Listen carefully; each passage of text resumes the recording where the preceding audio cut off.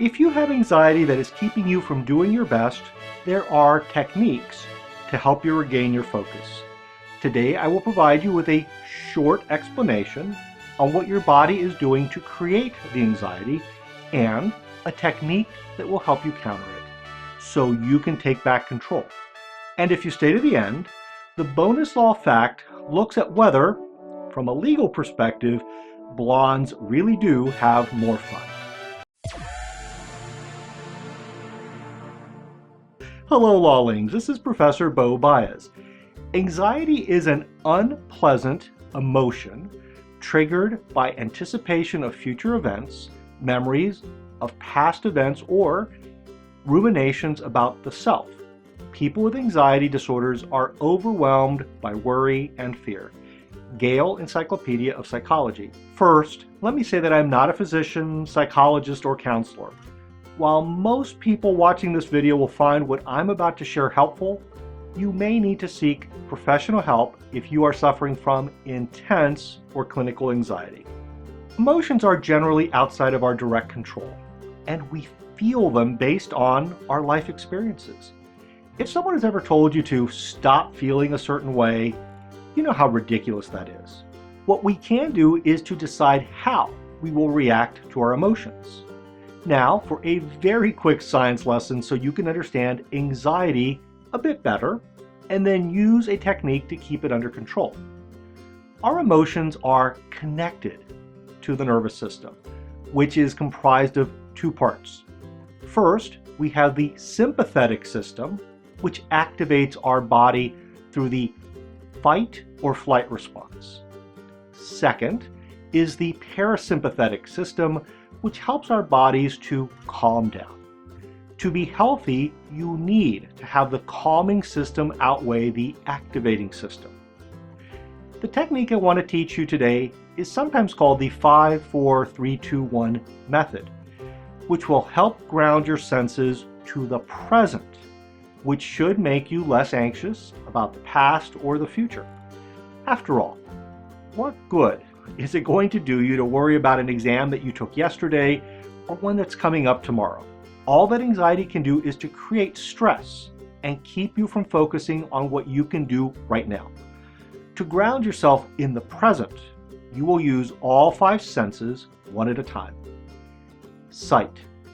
Look at 5 things around you, one at a time.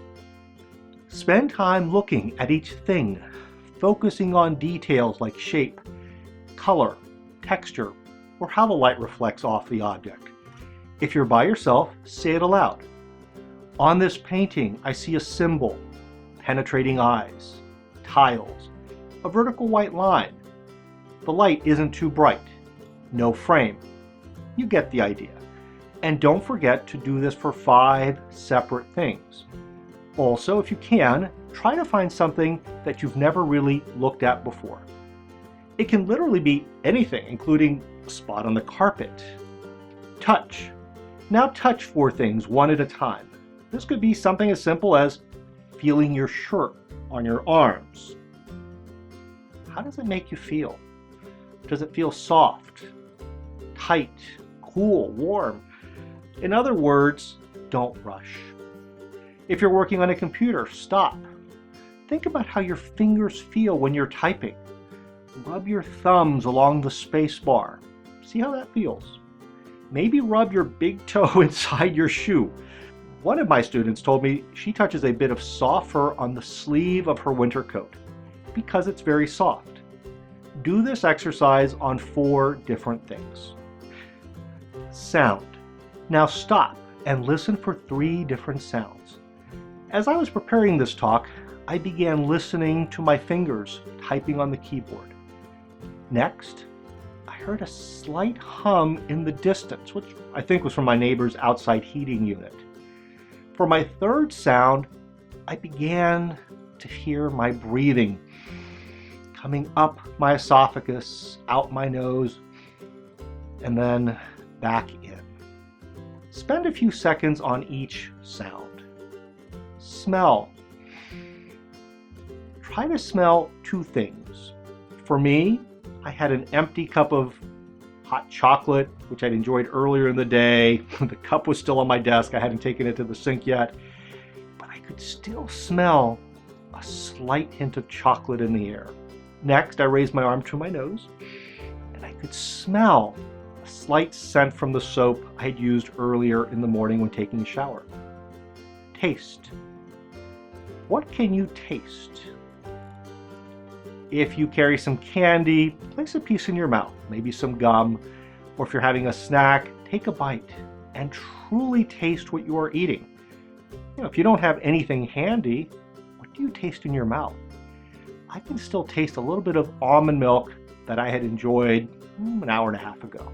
By going through this exercise, you will ground yourself in the now, causing your calming nervous system to take over from your activating system. Now for today's bonus law fact. It was 2005 when Charlotte purchased blonde dye color to enhance her natural blonde hair. To her shock and horror, the dye turned her hair brown. Though she tried to restore her hair color, she claims she is now permanently brunette. As an aside, if she can sell this magic dye to people with gray hair, she's going to become filthy rich. She sued the beauty company, arguing, in effect, that blondes have more fun than brunettes. She said, quote, "I can never go back to my natural blonde hair. I feel fake about that. Also, blondes do get more attention than brunettes. Of course, emotionally, I miss that." Unquote.